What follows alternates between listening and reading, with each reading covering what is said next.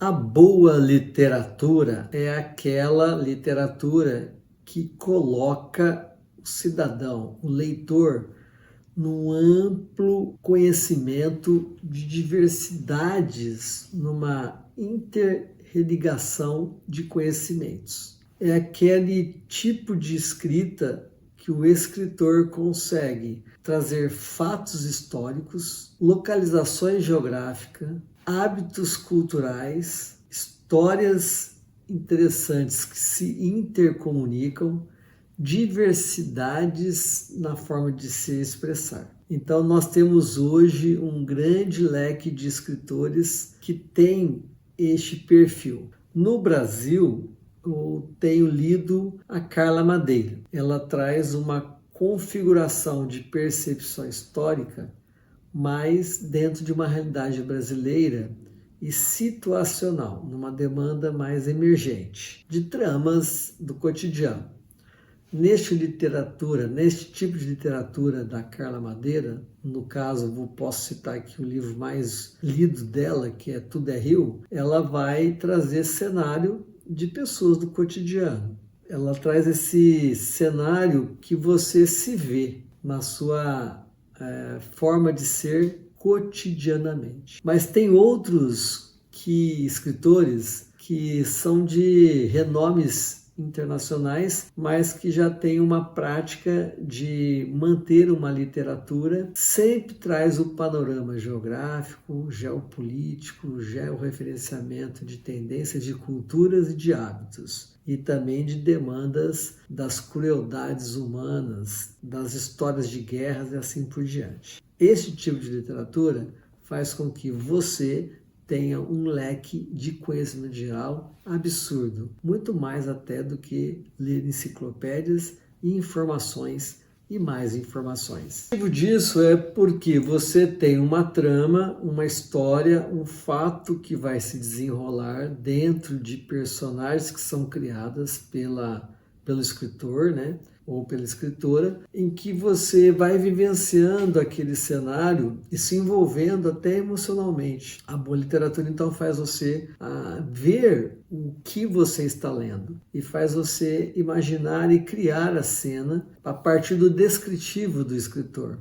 E nesse sentido, aquele conhecimento que você está ouvindo na narrativa, você não perde. Então você fica portador de um conhecimento geral muito mais se você tivesse, por exemplo, sobre a história de uma região, sobre a Europa, por exemplo. Se você vai lá e estuda os países, você estuda as questões das características culturais, geográficas de cada país, você pode esquecer, como se fosse quase uma decoreba, né? Mas se você lê personagens ou histórias, né, literatura, que remete à interrelação de vários países ou de país europeu, nunca mais você esquece. Então você tem uma identificação com o relato da história e ao mesmo tempo você fixa aquele conhecimento que o próprio escritor traz.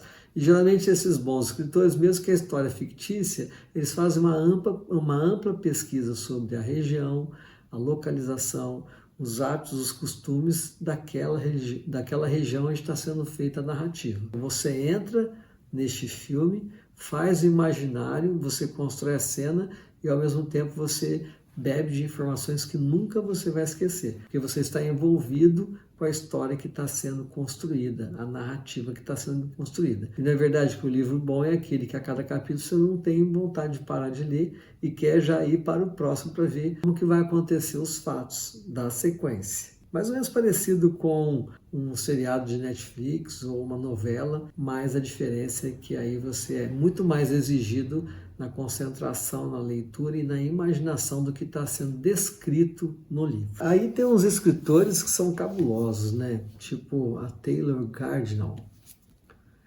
A Taylor é uma escritora americana que ela é especializada em criar as obras de personagens bíblicos, mas de forma romântica.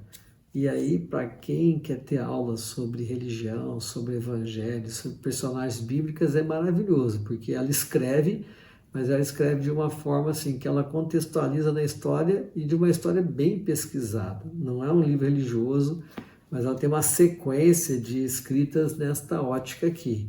Então, essa escritora aqui é a Taylor Gardell, e ela é uma americana fabulosa, assim.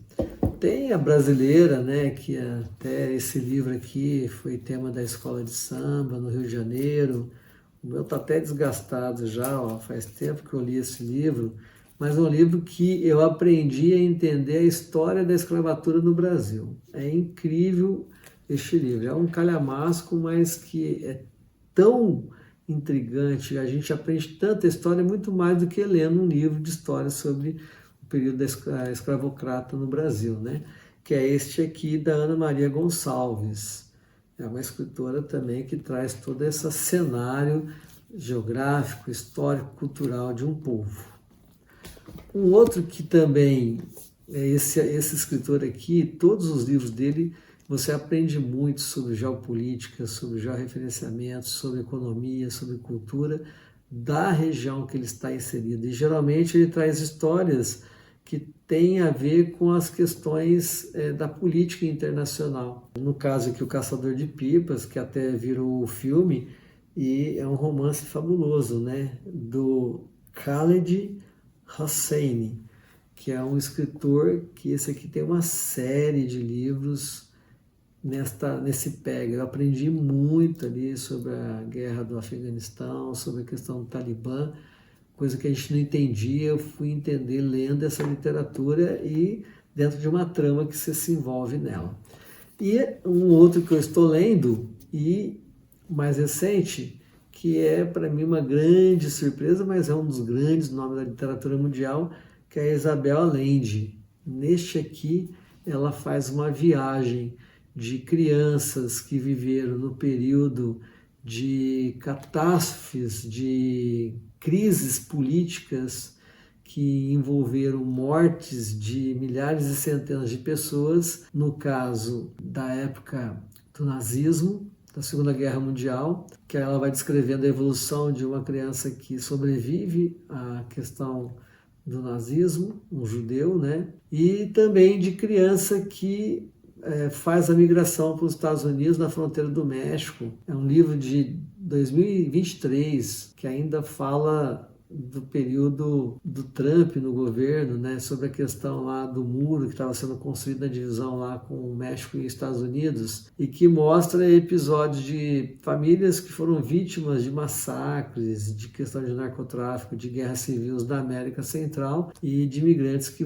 essas famílias que vão se constituir nos Estados Unidos, com uma trama, um romance maravilhoso, com articulações. Eu vejo que se você quer avançar no seu potencial de conhecimento geral, não tem erro. Vai para a literatura.